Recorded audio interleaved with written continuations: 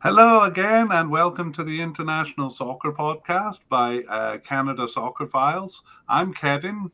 And I'm Connor.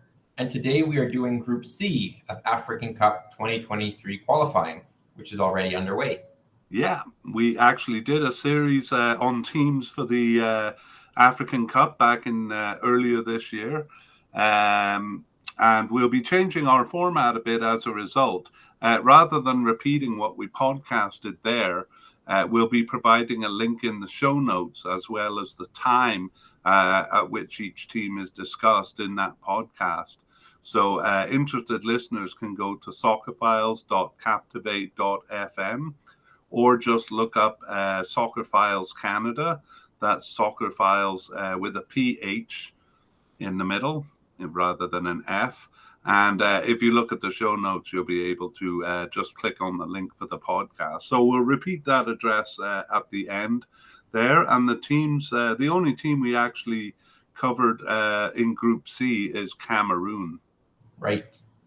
And that information will be a bit more detailed World Cup overview and a detailed look at the finals of African Cup tournaments, which we will only cover briefly here. This time, we will be focusing on African Cup qualifying campaigns and recent history. So for teams that were not covered in the earlier set of podcasts, we'll give a bit more complete history here. That's right. Okay, well, there are three sections in this podcast. So tell us about the first one, Connor. So we'll begin with a look at who is in the group, which pot they came from, and some geographical information about each country. Right, and then part two will be a team-by-team overview. It's the longest section with a quick review of their participation and major achievements, an overview of their African Cup history, unless we covered that before, like we did for Cameroon, a deep dive into their African Cup qualifying history, and then a summary and a sense of their recent form. We also did a deep dive into players for that African Cup, but we're really going to take a brief look at their players here with a particular focus on who's been scoring for them. And then in part three, we'll end with a comparison of the teams through their head-to-head meetings and FIFA and ELO rankings. That will launch us into a discussion of their prospects and our predictions. And thrillingly, we can check how accurate we are by checking the first two sets of the six-set qualifying, which took place in June. One of us has not looked at the results, so specific predictions can be made then checked. Actually, have you looked at the results, Connor? I have not. Oh, good. I haven't either. I have the web page up, so it'll be kind of fun if neither of us really know. All right, bring what it on. happens. Yeah, so at the end, we'll again provide the links so that those who want to delve more into the history on the teams can check the previous podcast. But again, if you look up, should we say Soccer Files Canada or Canada Soccer Files, Connor? I think both will work, but we'll say Soccer Files Canada. Okay, and today I'm wearing black, but I got to kind of confess to a mistake. I thought I was kind of representing the Black Stars, and I also thought Namibia had black in their flag, but maybe I mixed it up with Kenya. Kenya's the only team with black here, so I'm representing Kenya today. All right, well, I'm wearing navy green, which is the color of Cameroon. It's a good choice because they all have some green in there. That's right. Right, okay, well, let us move on to part one. And just introduce the teams by pot number. All right, so the first team from pot one is Cameroon. The pot two team is Kenya. From pot three, we have Namibia. And then finally, we have Burundi from pot four. Okay, and just as an initial impression, Connor, do you agree with those pot numbers? Certainly for Cameroon as a seeded team. None of the other three were in the most recent African Cup, but have been in African Cups in the past. So I kind of view them as fairly similar. But what do you think? I think we're going to see that they are fairly similar, which will make this a really interesting group. I think I might put Namibia a bit higher than Kenya, though. Oh, interesting. Well, we'll take a look at both those teams. Yeah, we'll have to see the history there. I may actually change my mind. But let's take a look at some of the geography here. Where are these countries in Africa? Beginning with Cameroon. So yeah, Cameroon is a mid-sized African country with a population of 28.5 million. So it's mid-sized in terms of area, but 14th out of 54 in Africa in terms of population. All right, and I'm going to try to paint a picture of where it is. So, as Connor said, a mid-sized country located in central West Africa. That's where the east to west coastline becomes a north to south coastline, and it's surrounded by 6 countries as well as the Atlantic Ocean. So, if we imagine the center of the country as the middle of a clock, going clockwise from 9 o'clock to 12 o'clock to the west is Nigeria. From 1 o'clock to 2 o'clock on the north is Chad. From 2 o'clock to 3 o'clock on the kind of northwest is Central African Republic. At 5 o'clock is Congo. I should have said 2 o'clock to 4 o'clock is Central African Republic. 5 o'clock down in the southeast is Congo. 6 o'clock to the south is Gabon. 7 o'clock Equatorial Guinea. And from 7 o'clock to 9 o'clock is the Atlantic Ocean. Whoa. Surrounded by a lot of countries. How about Kenya? All right, so Kenya is also another mid-sized country in terms of area, but has a much larger population than Cameroon. Almost 54 million people, which ranks it 7th on the continent. Wow. A lot of people in a relatively small space there. It's in the north central east of Africa. It's surrounded by 5 countries and has the Indian Ocean on its east. So again, if we imagine it as a clock, we're going from 11 to 1 o'clock where Ethiopia is. From 1 o'clock to 3 o'clock on the east, Somalia. 4 o'clock to 5 o'clock is the Indian Ocean. And 5 o'clock to 8 o'clock below is Tanzania. And from 8 o'clock to 11 o'clock on the west is Uganda. And 11 o'clock, just a little piece of South Sudan. Okay, we'll move on to Namibia. All right. Namibia, kind of opposite of Kenya. It's a large country by area at over 800,000 square kilometers, which ranks it 15th in the continent. But it has a small population of just 2.5 million people, which is 41st. So big country, small population, but it is mostly desert. Right. Yes, and it's in Southwest Africa. It's surrounded by 4 countries on the Atlantic Ocean. Again, on the clock, from 11 o'clock to 1 o'clock. To the north is Angola. From 1 o'clock to 4 o'clock is Botswana. And from 5 o'clock to 6 o'clock to the south is South Africa. And from 6 o'clock to 11 o'clock is the Atlantic Ocean. But there's also kind of an arrow, if you will, coming out of the northeast. Do you know about that, Connor? No, I don't, but it's a thin sliver of the country that kind of protrudes into the middle of Africa. So it's kind of an unusual shape. Yeah, something political, I'm sure. All right, the last country is Burundi. All right, Burundi is a small or even tiny country in kind of Central Africa at just 27,000 square kilometers, so 45th out of 54 countries. But it has almost 12 million people, which ranks it kind of in the middle of the pack. So again, higher population density. Yeah. All right. And as Connor said, it's kind of in the center of Africa. It's landlocked, but surrounded by just 3 countries.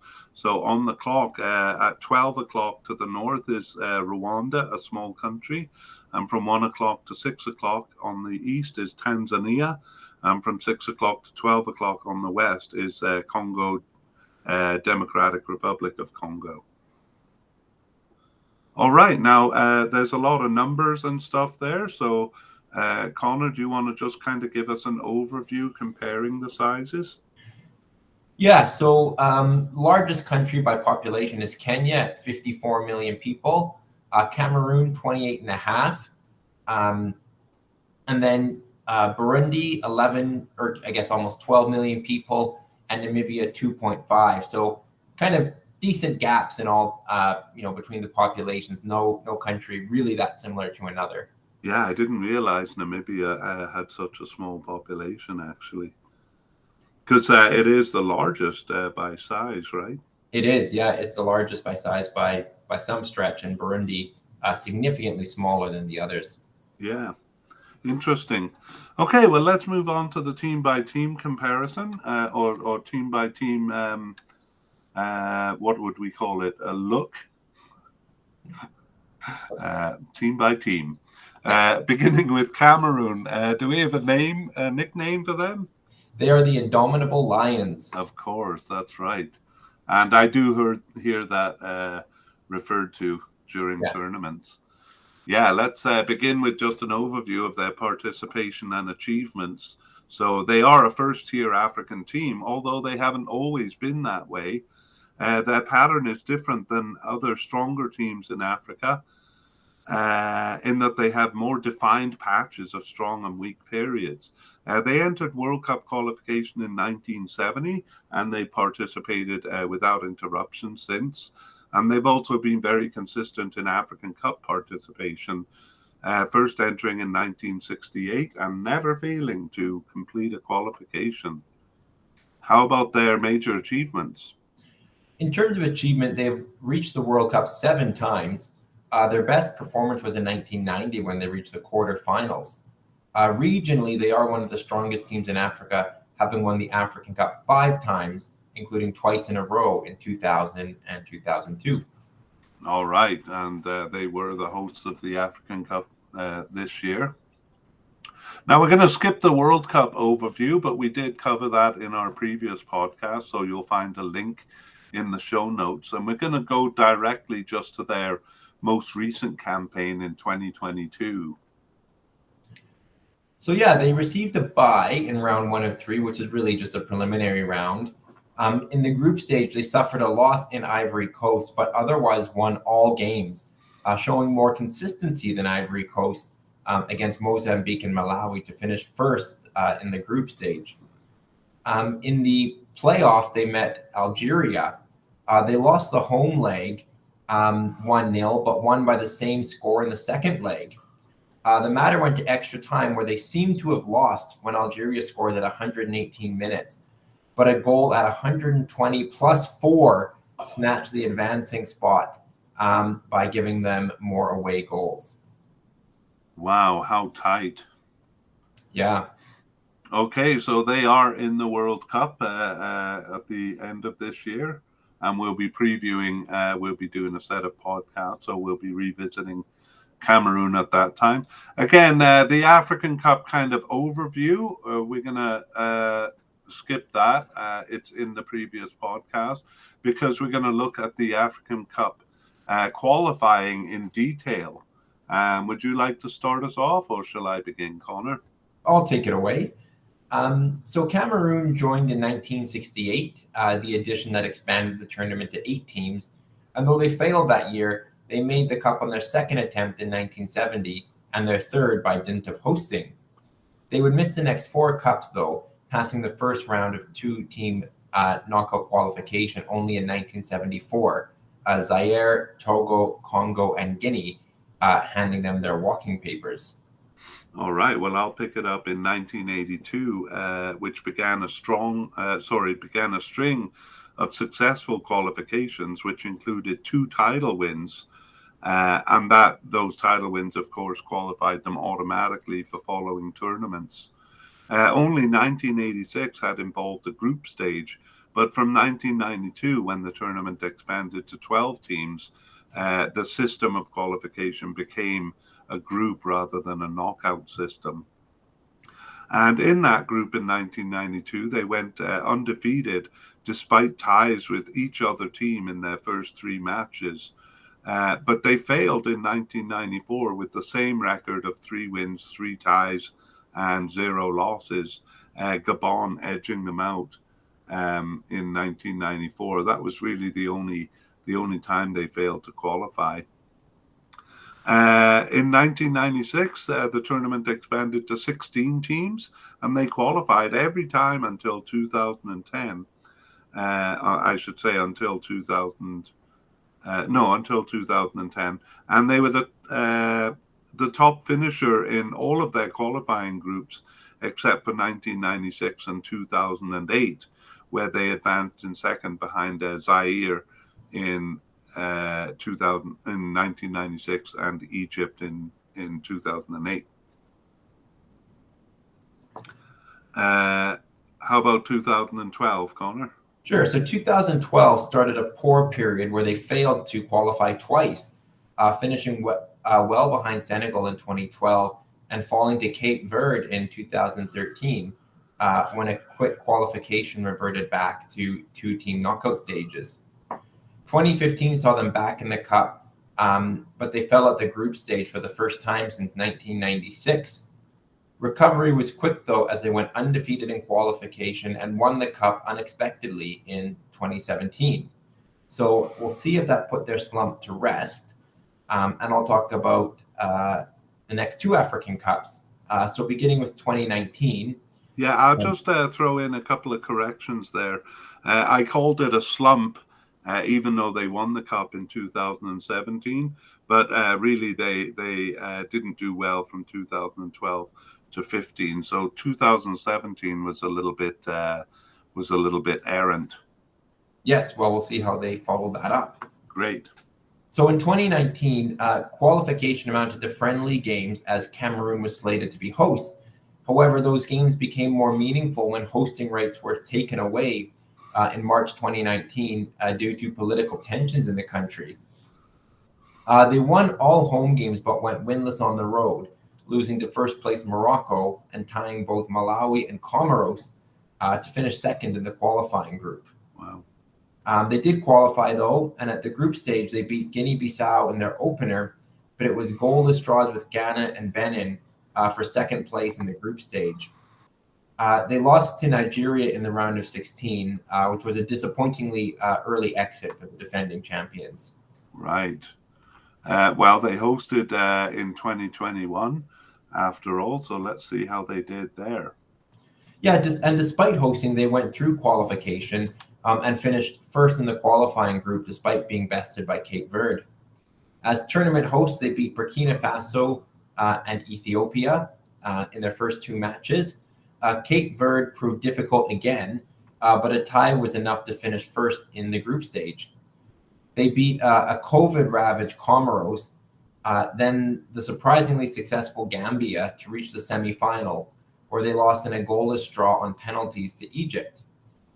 Down 3-0 at the 49th minute against Burkina Faso, they rallied to score two late goals at 85 and 87, then won on penalties to take third place.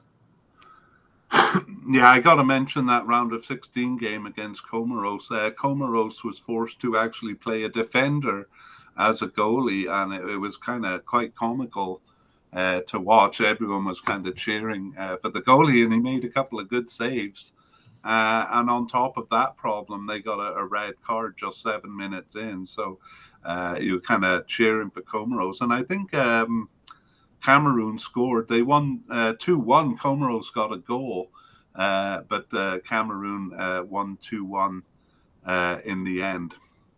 Yeah, a thrilling game and a really admirable performance by Comoros. Yeah, and I got to say, in the semifinals, and I notice a lot of teams doing this now, kind of sending their inexperienced young players up to take their penalties, and it cost them against Egypt. Yeah, it did. But it was good for them as hosts to take third place match and a thrilling 3-3 tie, as I mentioned. It was a great game. So good for them to come up with the bronze medal. Yeah, I think they went down 3-0 in that game, actually. Okay, let's take a look at some of their players. We won't spend too long on this, but do you see any names jumping out there, Connor? Well, there's a few, but I have to first mention Vincent Aboubakar. He scored 8 goals and was the leading goal scorer at the 2021 African Cup. I was just an immense player for them. But Carl Toko Akambi also chipped in with 5 goals in that tournament. So very impressive from him as well. Yeah, they have a lot of forwards. Christian Basagog is not as good as he once was. I think there was one African Cup where he was really impressive. And Maxim Choupo-Moting, I thought he was a midfielder. Do you know him? I think he can play both. He had a spell with Stoke and with Bayern Munich, so kind Right. of different teams, but he can play both. Yeah, I Yeah, think he was used in more forward positions in the tournament. right. He definitely was. And then Andre Onana, their goalie, I think he was suspended. Kind of a weird little story where FIFA were investigating his case for 8 months and handed down a ruling like the day before the African Cup. So he was initially suspended, but then allowed to play. Um, uh, and they have one immense defender.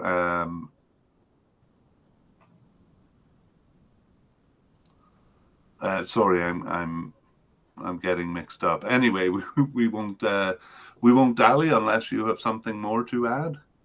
No, I think, like you said, their strength is in the attack. They've got a lot of goal scorers, and they showed it really at the last African Cup. Yeah, they're pretty strong all over the field, and right. So let's move on. Again, we did do a detailed podcast of their players before the African Cup. Let's just go to a summary then. And Cameroon is generally a strong team that reaches the World Cup, though is knocked out at the group stage once there, usually, except for a famous quarterfinal finish in 1990.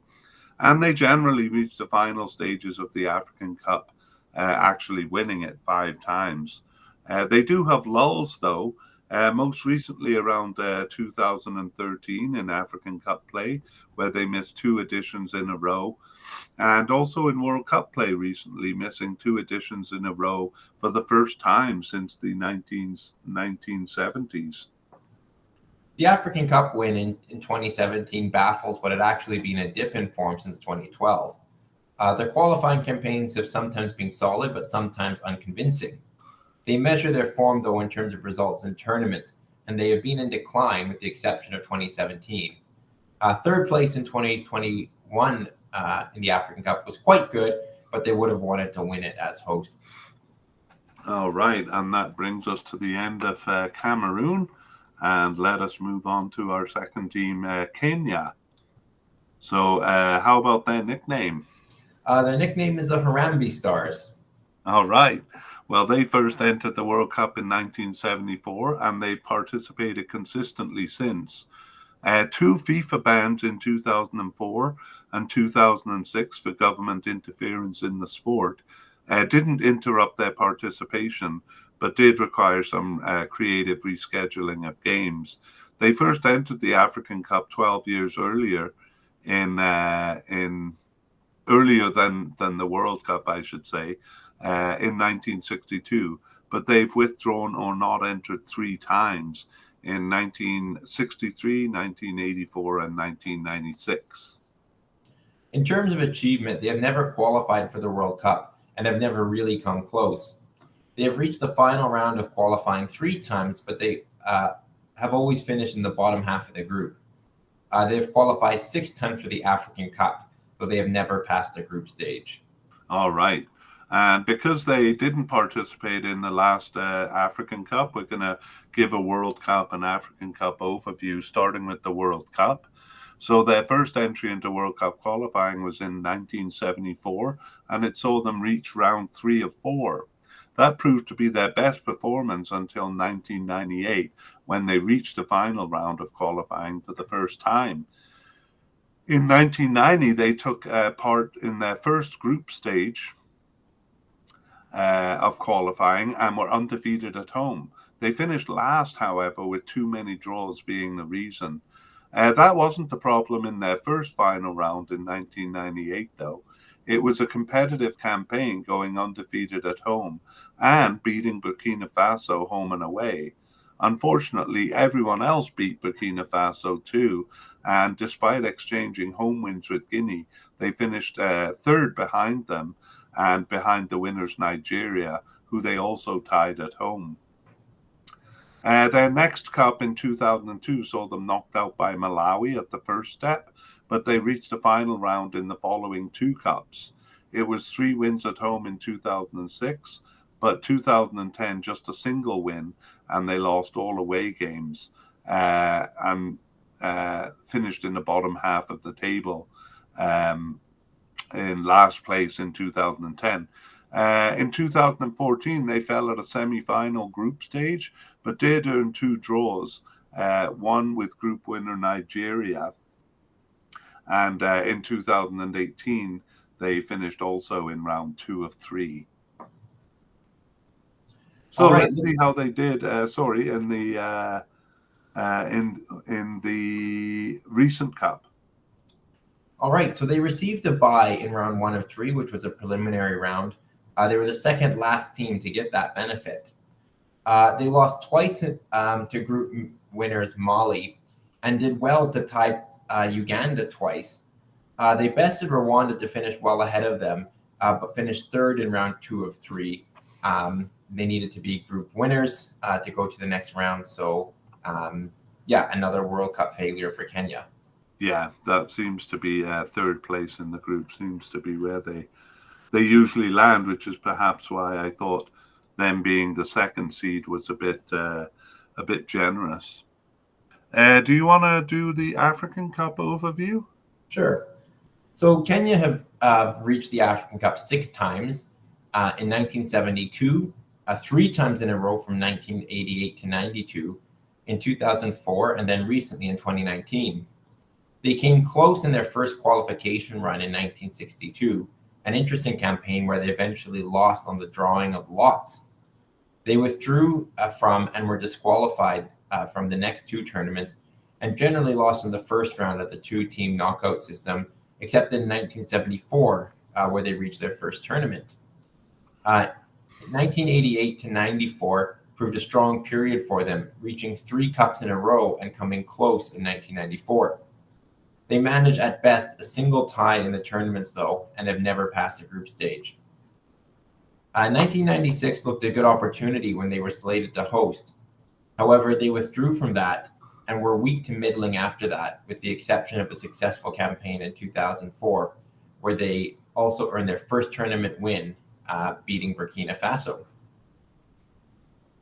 Right, and really they didn't come close again until a more recent time, but we're going to look in detail at their qualifying.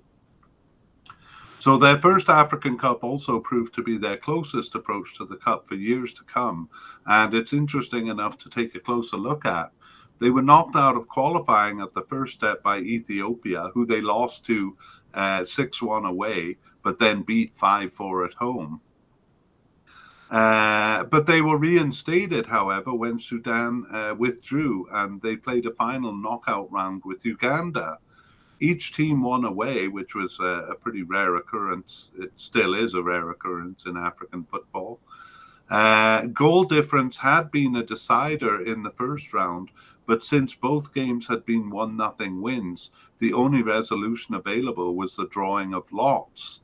But Uganda and Kenya both approached CAF and requested that the matter be decided on the field rather than by lots. So they played a game which Uganda won. And it kind of established actually playing another game in the case where countries were tied. So a bit of an interesting story there. Kenya would have to wait until 1972 to reach their first cup. They withdrew in 1963, were disqualified in 65, and knocked out at the first step by Uganda and Tanzania, respectively, in 68 and 1970. Do you want to take over there, Connor? Sure. Qualification was in rounds of 2-team playoffs at this time, and they beat Ethiopia and Mauritania in 1972 to reach their first cup. But they were knocked out at the first step every time from 1974 to 1986, with the exceptions of 1980 and 86, where they won the previous round only because the opponents, Tunisia and Sudan respectively, withdrew. So not a huge achievement in the end. Yeah. They earned home points in half of those campaigns and fell to Algeria in 1980 and Egypt in 1982, despite winning the home leg. Right. 1988 saw them exchange evenly with Madagascar and Zimbabwe, but come out ahead in both sets to qualify. And that was the first of three cups in a row. The third of those was their first group stage in 1992. That's something to keep in mind, the tournament expanding to 12 teams and qualification turning to groups. There in that group, they finished tied on points and on goal difference with Mozambique and Sudan, but they advanced in first by dint of scoring one more goal than the other two. That run would have continued into 1994 with a good campaign, but they finished tied with Zaire on points, but unfortunately behind on goal difference that year. Hosting in 1996 would have been a good opportunity to take advantage of the strong period, but they withdrew and were too late to join qualification. They were weaker when they returned in 1998 and finished at the bottom of their qualifying group for the next three tournaments, particularly bad in 2000 when they managed only 2 draws. But they surprised in 2004 with the qualification, winning 4 of their 6 games. Qualification in 2006 and 2010 was based on World Cup qualification for the same years, and they did not make the cut. And a third place finish in 2008 kept them out of that cup, and middling performances continued after that, usually finishing third in the group. A good opportunity came in 2019 when Sierra Leone dropped out of the group, and they needed only to place ahead of Ethiopia to reach the expanded cup. All right. Well, we're going to look at that cup and see whether they did overcome Ethiopia. So a home win over group favorites Ghana saw them in first place for most of the campaign. A tie in Ethiopia was no surprise, but did give Ghana the edge they needed to snatch first place with the late goal in the final game. However, they finished second in the qualifying group, having beaten Ethiopia at home. They were unlucky to be set up in the group stage with the 2 eventual finalists for the 2019 African Cup. That's Algeria and Senegal, and lost to them both. But they did take advantage of their only winnable game and beat Tanzania to finish third in the group stage, though their record was not good enough to advance. Right. Some of the third place finishers advanced, but they weren't one of them. So out of the group stage there. Let's see how they followed up that qualification in their 2021 campaign. It started off well when they tied eventual group winners Egypt away in their opener and beat bottom finishers Togo on the road, with their only loss coming in Comoros. But 4th-seeded Comoros took second spot because Kenya tied all their home games to finish third in the group stage once again. Yeah, tying too many games is kind of deadly. So I think Kenya, to be successful, needs to turn some of those ties into wins. Let's take a look at some of their players briefly. Any familiar names there for you, Connor? Not many familiar names, to be honest. I note that Michael Olunga has been a player who scored a number of goals for them in recent campaigns.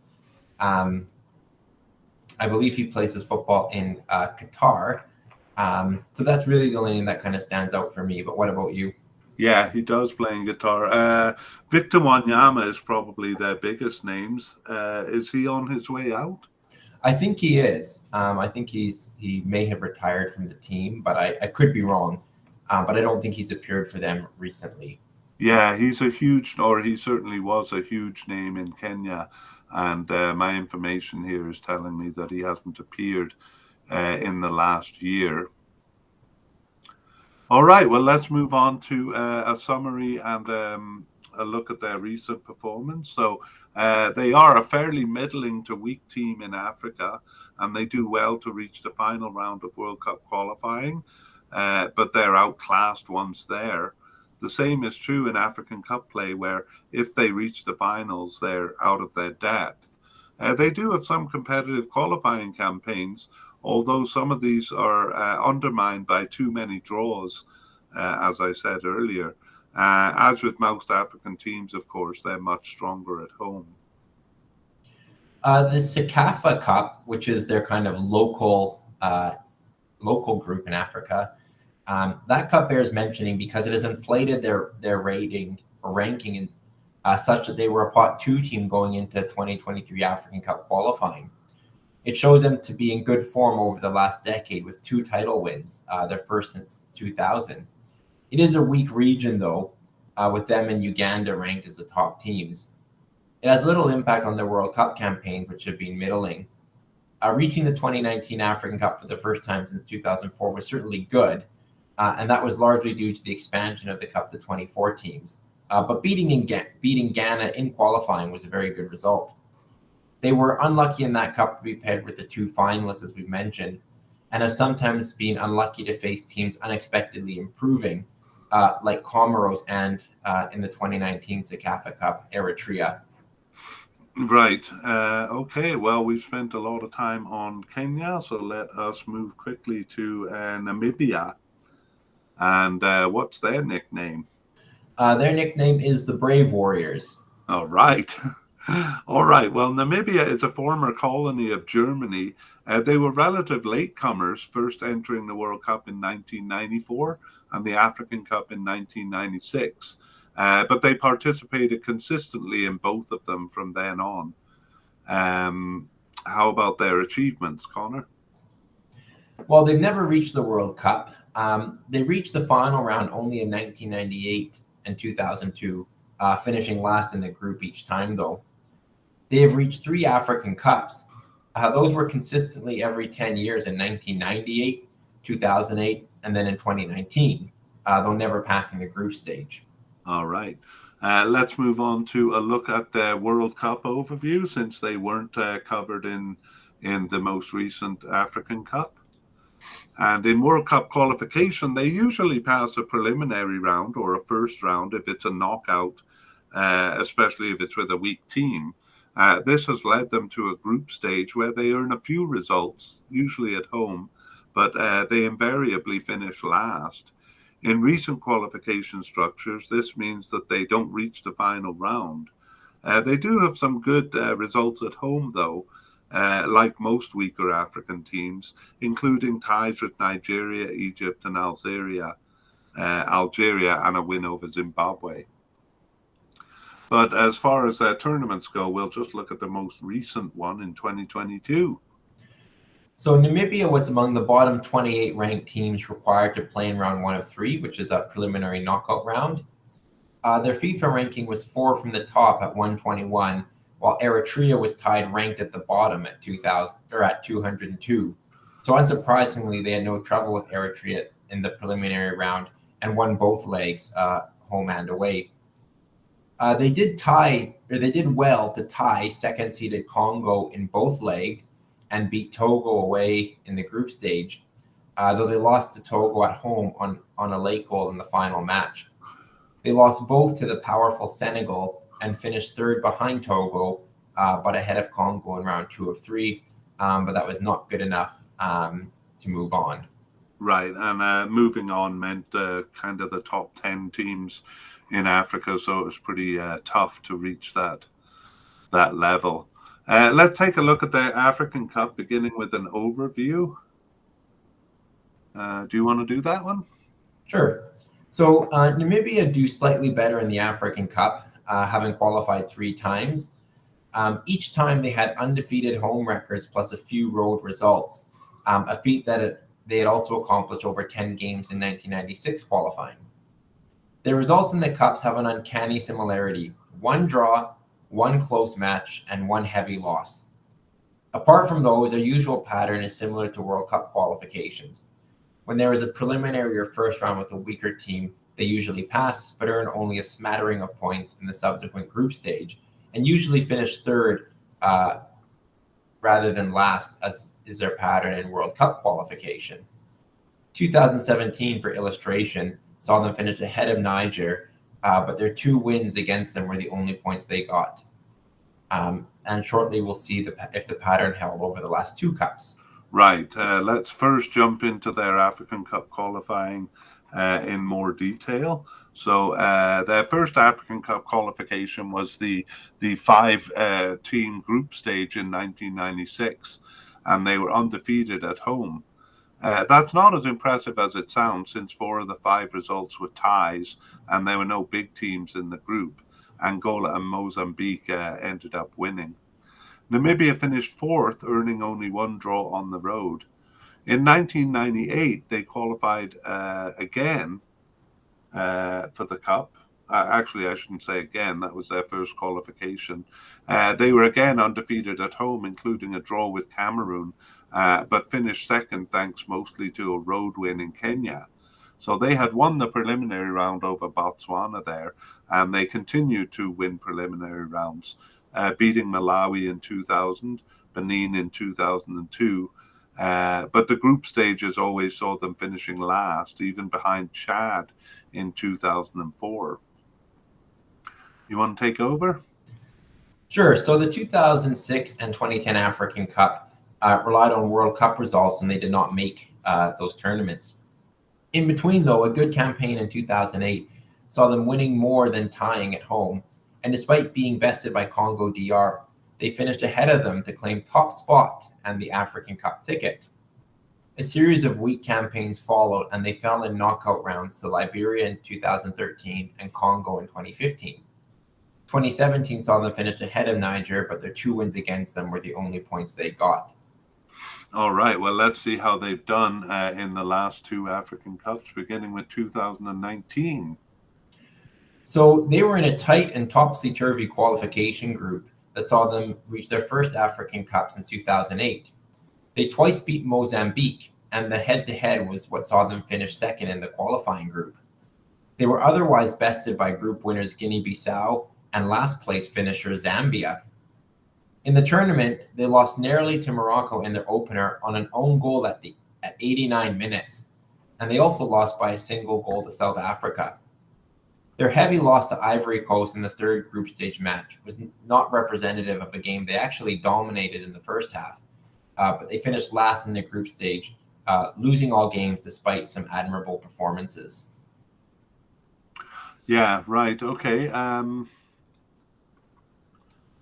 I was just seeing if there's any comments they want to make. In game one there against Morocco, the manager made a fatal substitution at 80, putting on a player who gave up a late free kick, and from which the only goal of the game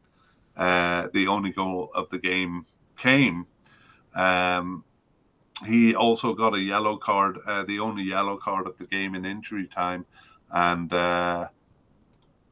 I think he scored an own goal actually from that free kick. So it's just a disastrous game for that poor guy. Yeah, you have to feel bad for him. Yeah. Let's move on to the African Cup in 2021. So here they came third in the qualifying group stage behind Mali and Guinea. They did beat Guinea in the final game, but otherwise lost all their games to the top two. They beat last place Chad at home, but were awarded the second game after Chad was disqualified. Okay, so third place finish there, and that's fairly standard for them. And we saw the same thing with Kenya. Do you have an impression of one team being better than the other there? I think it's close. They have very similar histories, often finishing third place in the group. So yeah, difficult to say. Maybe a qualifying in 2019. Whether this is a period that can kind of see them improve on that, or kind of go back to their traditional spot and perhaps wait another 10 years to qualify. That's kind of been their pattern. Yeah, that's right. Okay, well, we'll just take a quick look at their players. They're not very familiar because they haven't been in a lot of cups, but any names jumping out at you there? Not necessarily among the goal scorers, but they do have a player with Blackburn Rovers, Ryan Nyambe. Oh, okay. And then most of their other players play locally in the Namibian league. Right, either that, or I think the better ones kind of play in South Africa. Yeah. I want to point out Peter Shaluli is probably their top scorer there. And they have a couple of veteran midfielders, Dion Hoto and Absalon Limbondi. Well, they have several, uh, but none of them are really outstanding. And as you say, they all play for kind of Namibian or at best South African teams. So let's move on to the summary. Namibia is consistently a middling team, capable of beating the weaker teams, which usually gets them past preliminary rounds, but who finish in the bottom half of the tables. In African Cup, though, they rise above this pattern every 10 years or so to qualify for a cup, but they are weak once there and have finished bottom of the group stage every time. Though strong at home, they tend to tie more there than win, kind of like Kenya there. But converting some of these ties again would be what's gotten them to their African Cups.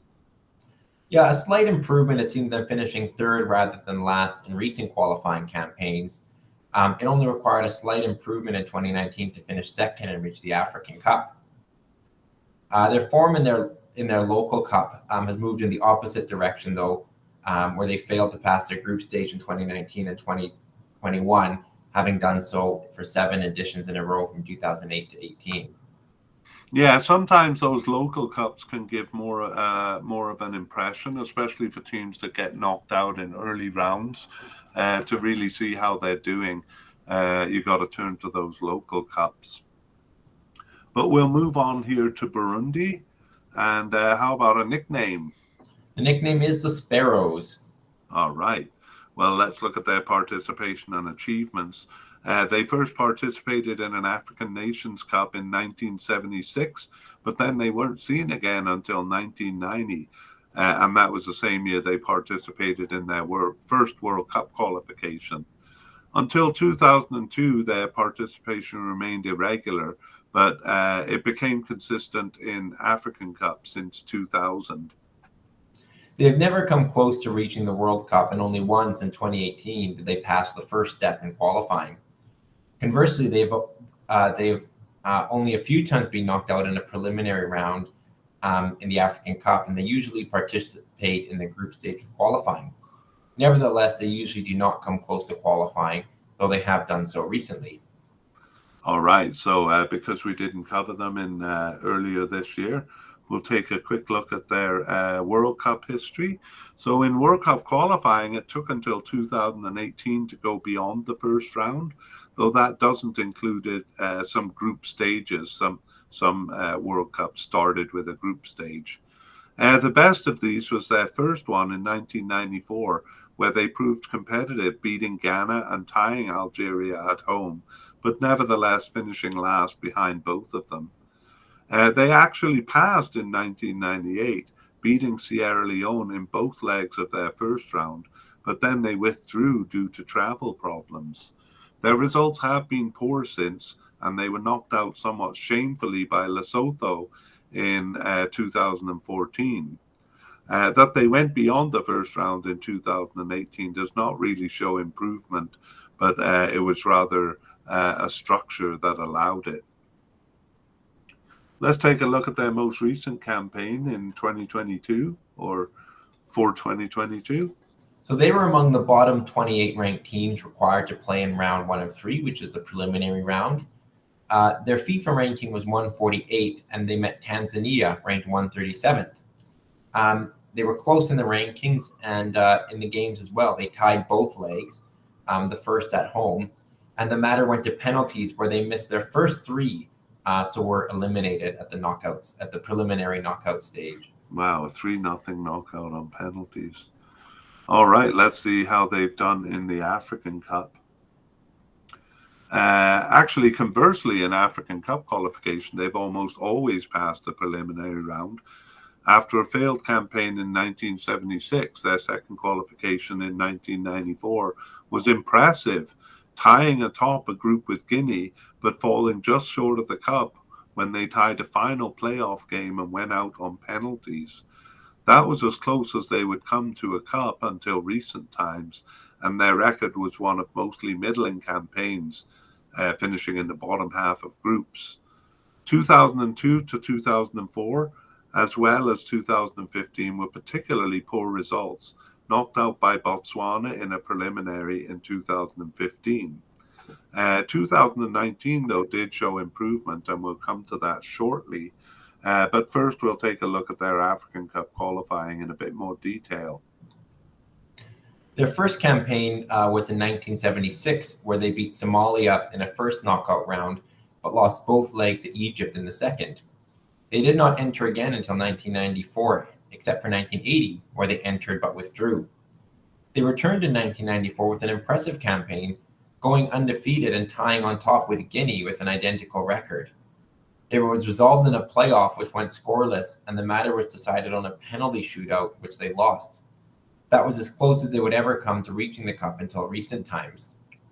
Right. They missed the next two cups, not entering in 1996 and withdrawing in 1998. Things did look promising on their return in 2000, winning both games of a preliminary round with Tanzania and beating Senegal in the opening game of the group stage, causing Senegal to fire their manager. However, they lost all other games and actually entered a weak period after. They earned only 2 draws in the group stage in 2002 and lost all games in a tough group in 2004. 2008 saw them undefeated at home but losing all on the road to finish third of 4. The result was the same in 2012 and 2013. The result was the same in 2012. 2013, they fell in a knockout with Zimbabwe, both teams winning at home but losing out on the away goals rule. 2015 was a shameful knockout at the hands of Botswana, earning only a draw at home there. But they recovered in 2017 with a competitive campaign, finishing second above Namibia, losing at home but winning away, and besting Niger. Let's see if this improvement, though, could be continued into recent campaigns. Well, interesting there that they won a group over Namibia fairly recently. Yeah. How about 2019? In 2019, they went undefeated through qualifying, tying all games with favorites Mali and Gabon. The consistency saw them taking the advancing spot from Gabon, finishing second in the qualifying group. They also beat the weak South Sudan twice. In the tournament, they played well against Nigeria, but lost on a single goal at 77 minutes and suffered the same fate against Madagascar, the goal at 76 minutes, though they were less competitive in that game. Madagascar were the surprise package who eventually won the group. A red card at 12 minutes undermined them against Guinea in their final game, and they lost despite an admirable endeavor. They made a good showing in terms of performance, but lost all games and scored no goals, finishing last in the group stage. Oh, okay. It seems like all of these teams are kind of beyond their depth in the cup there. Let's see how they did in 2021. They bested Mauritania in the group stage, but were in turn bested by Central African Republic. They also lost both games to Morocco to finish third in the group stage, 4 points behind the qualifying spot. Right. Okay. Let's take a look at some of their players. These probably won't be that familiar to us, except for the first one, Abdul Razak Fiston. I think he's a fairly big name for that. Yeah, and another name with Burundi is Saido Berahino. Yeah. He hasn't scored kind of in recent campaigns, but it's kind of a big deal because I think he was capped by England. Well, he was capped by England at some youth level, so a big deal when he decided to put his allegiance behind Burundi. Yeah, that's right. And I think part of the temptation, which I don't agree with, was them making him captain. So he became captain over kind of players who'd been with the team for much longer, like Fiston or Cedric Amisi, who plays in Saudi Arabia. All right. Okay, well, that was a surprise to see Saido Berahino there in the 2019 African Cup, and it looks like he is still with them. or still active with them. So that's interesting, especially if they make it into this cup. Let's take a look just in summary then at Burundi. Burundi's a middling team with some campaigns rising above or falling below that. The early 2000 and 2015 African Cup campaigns were poor results, but their second campaign in 1994 saw them almost reach the cup, and then in 2019 we saw that they did it. In World Cup play, they've been weaker, though. Their best campaign also in 1994 there, but otherwise struggling to get past the preliminaries. A fourth place finish in their local Sekafa Cup was their best result in that region, and together with the 2019 African Cup's success, suggests recent improvement. However, a true indictment came at the end of the year when they finished last in a Sekafa group behind Eritrea, Somalia, and Djibouti. Ouch! Yeah, three very weak teams. Yeah. In major tournaments, they've returned to a middling level. The jury's still out because they've been mildly competitive. They're always good for points at homes, even from the best teams. They, like many African teams, are a force to be reckoned with at home, though that yields far more draws than it does wins. Right. I gotta say, I'm a bit suspect of how seriously we can take those local cup results, because especially if the team has players playing abroad, I kind of doubt those players really go to the local cup. Any thoughts on that? Yeah, I think they're predominantly use local or even just African-based players for those tournaments. They don't get a lot of attention in the international football calendar. Yeah. Anyway, that brings us to the end of the team-by-team analysis. So now we're going to move on to part 3 and look at prospects of the teams and what we think is going to happen. And we'll start off with a look at the rankings as the qualification began. All right, so beginning with Cameroon, they're ranked 37th by FIFA and 56th by ELO. They have received a recent boost to their rankings following their good performance in the 2021 African Cup, where they finished third as hosts. I think that takes this into account, because I think it's in March, but I don't think it takes their win over Algeria in World Cup qualifying into account.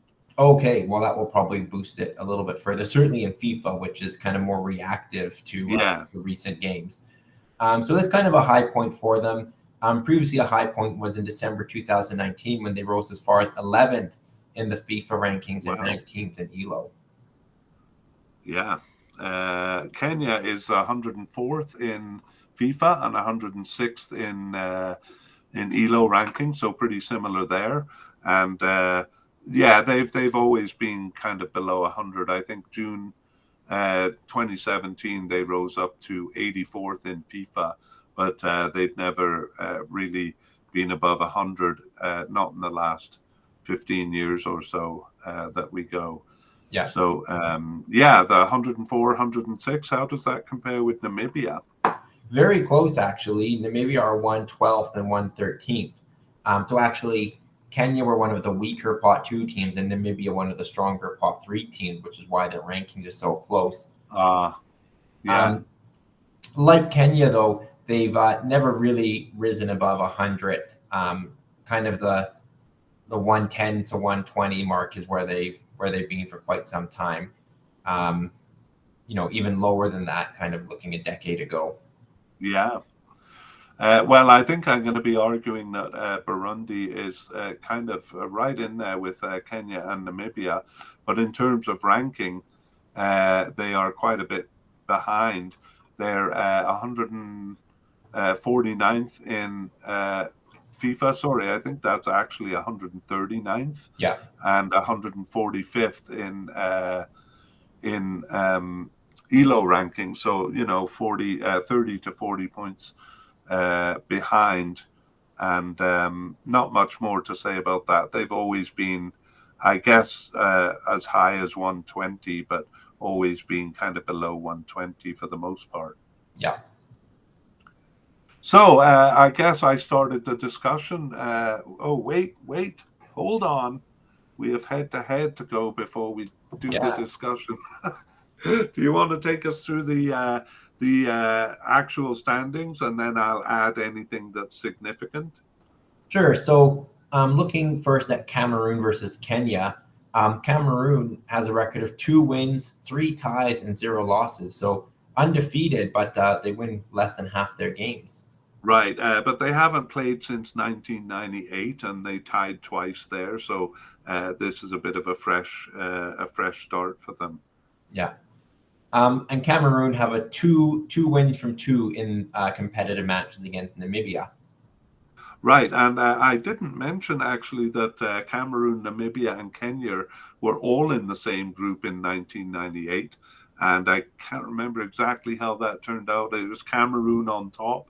Oh, it was Namibia because they reached the African Cup in 1998, and Kenya in 4th place. But that's where Cameroon won both of their games against Namibia, the only time they've ever met. Mm-hmm. Cameroon versus Burundi. Well, they actually have never met in competitive games. Right. So this will be the first time.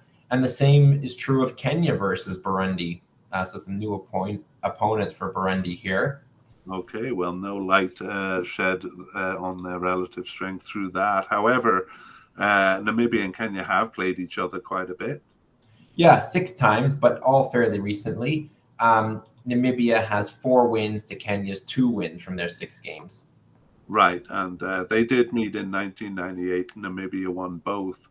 Otherwise, they've just exchanged home wins in both cases, most recently in 2014. And then finally, Namibia versus Burundi. They played twice in 2017 African Cup qualifying, each winning 1 game. So they have a 1-0-1 record. Right, and actually, they each won the away leg 3-1. Oh, Kind of interesting. But we also saw that Burundi advanced or finished first in that group. Am I right there? Burundi finished. I'm just going to whiz back and check. They finished 2nd in the group ahead of Namibia. So a bit of an edge there, but surprising. All right, let us move on to the discussion. So I'm not really sure what prompted me to say that Namibia was stronger than Kenya. I've kind of changed my mind on that. But I do see through our discussion that I think Burundi is just as strong as the other two. Yeah, well, all teams qualifying for the 2019 African Cup. So they've all kind of have similar records over recent past, all failing last time. But I guess to start with Cameroon, I think the rankings show, as well as recent history, they're clearly the strongest team in this group. Do you see them dropping points? And if so, where do you see that? Yeah, I see them dropping points. They're a little bit inconsistent. They can be very consistent sometimes, but all 3 of these teams are strong at home, and I'm pretty sure they'll be dropping some points on the road. How about you? Yeah, I see the same thing. I think perhaps the fact that, it is a relatively weaker group, perhaps they can take things a little lightly, knowing they can probably drop points and finish first. So Yeah. I don't see them going, undefeated, but I don't really see any team really challenging them for first place. Yeah, I mean, even if somebody does say tie them at home or something like that, I don't think it'll discombobulate Cameroon that much. No, but it could have more of an impact on the 3 remaining teams. And I agree with you. I think these are 3 teams that are all relatively close. And it should be fairly competitive for that 2nd spot. I think all 3 teams will view this group as one giving them an opportunity to qualify for this cup. Yeah, I mean, Kenya is kind of, as we saw, they were kind of boosted a bit by their local cup performance, which has been good. And maybe Namibia was dragged down for the same reason, because they've kind of dropped in the cup. Those local cup results do impact their rankings. But I don't think they necessarily impact the strength of the team, because their best players maybe don't play in them. I see all 3 of these teams as pot 3. So as you say, one of them will be happy to take 2nd place. Yeah. And I actually kind of feel like Burundi has a slight edge in terms of their performance over the last few cups. Yeah, you think with Kenya, they are kind of baffling. They're a relatively large, populous, and even well developed country, but in Africa, they feel like a country that should be up there, should be competing with some of the other bigger and stronger countries in Africa. They haven't really done it in their history, but you kind of feel like there's an opportunity there for Kenya um, to perhaps, certainly with an African Cup expanding to 24 teams, just looking at some of the other factors in the country, that they really should perhaps be competing at a higher level than they are. They should, and their fans deserve it. I mean, they're a country that loves soccer, and I just have the impression that they're a bit more of a soccer country than a lot of the other East African countries are. If we look at Tanzania, is another team that should be doing a lot better. I would actually like to see them kind of progress on the world stage a bit more. However, unless you have something to add, let's get down to specifics and find out how they did in their actual games.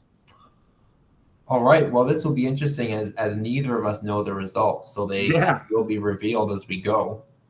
Right. So, what do you think? Oh, who's going to actually look at the result? You or me? I'll let you look at it unless you Oh, ouch. prefer me Okay. to. Okay. Well, I won't look at them until we've talked about it. What do you think is going to happen in the first game between Namibia and Burundi? This is obviously a more important game for Namibia, being at home and playing, what is the pot four team in the group. And I think they'll emerge victorious by a narrow 2-1 scoreline. Right, you're probably right there, but I don't know. I have a kind of a good feeling about Burundi, so I'm going to give them a kind of an outside chance at a draw here. And since we got to commit, I'm going to put my money on it and say Burundi gets a draw. Although I'm working on hope more than fact there. Okay, well, let us see.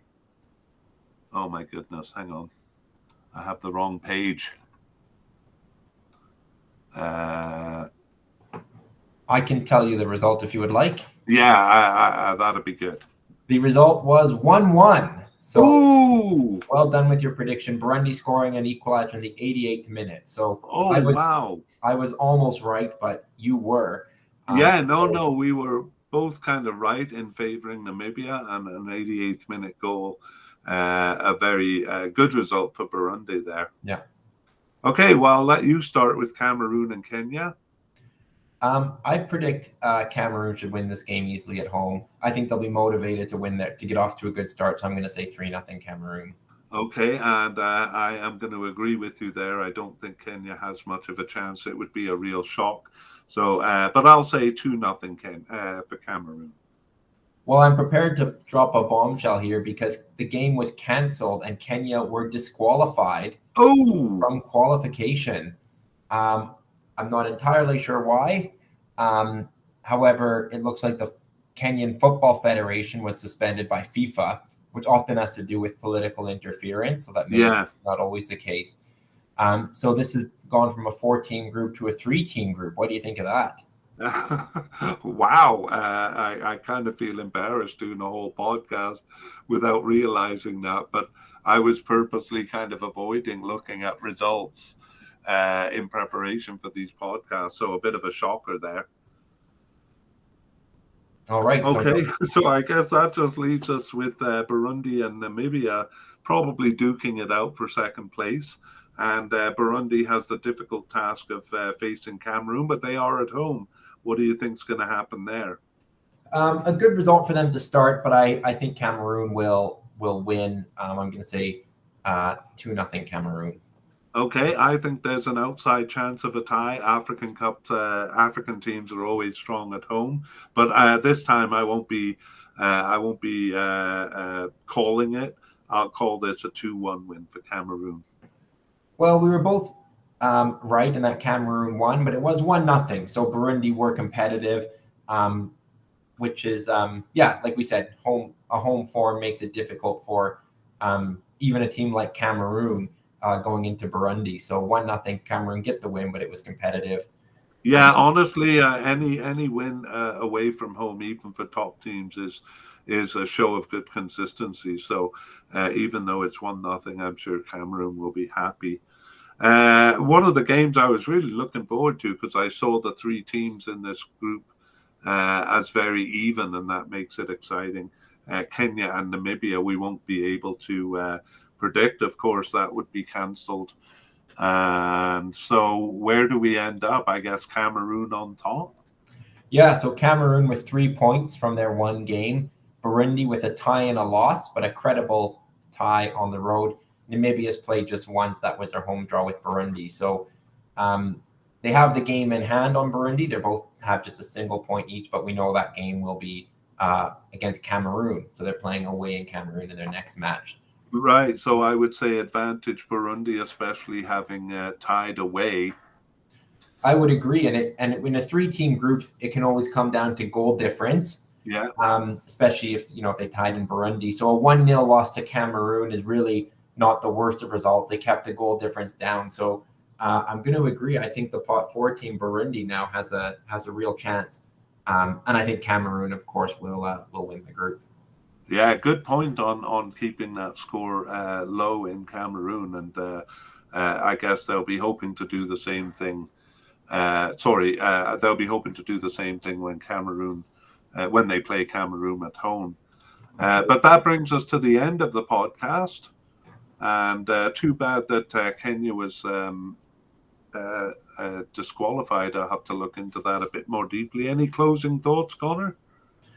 Well, I think it was always going to be an interesting group for second place, and despite Kenya's disqualification, I think it's still interesting for second place.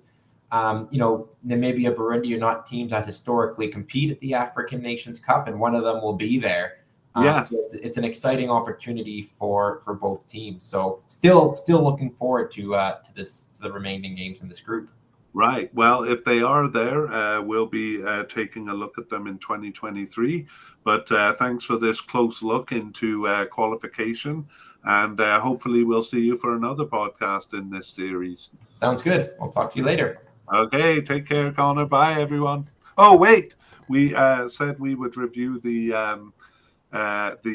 information for finding us. So it's Soccer Files. I'm just going to go with what you said, Soccer Files Canada or Canada Soccer Files. Soccer Files spelled soccer with a PH after it, Files, PHILES. And if you want a direct link to the website, soccerfiles.captivate.fm, and you can find links in the show notes. All right. Take care, Connor. See you next time. Okay, bye-bye.